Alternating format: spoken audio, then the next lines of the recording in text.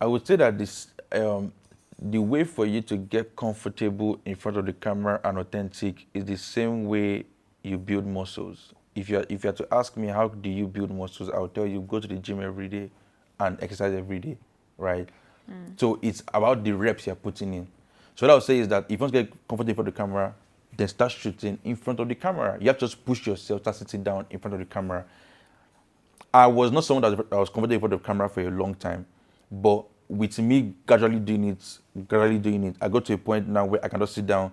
I don't even have to read any script. I can just sit down and straight up, I'm talking to the camera. So, but it took a lot of reps to get there. So I would say that if you want to be confident and authentic, you have to actually start trying it out. And one thing is that you have to also get comfortable with sucking in the beginning, with not having maybe your good angles or maybe missing your words.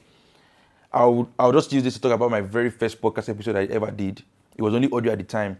But my very first podcast episode, it was a thing where I was so particular about everything that I recorded the intro. This intro was only 30 seconds, but I recorded it like 95 times because I wanted it to be as good as possible. But as I kept doing it, it reduced from 95 times to maybe 10 times, to maybe 20 times here and there, to the point where I can now sit down and just rehearse once and I'm good to go. Or that I can just sit down and I'm good to go. So what I would say is the more time you spend in front of the camera, the better you get over time in being comfortable behind the camera.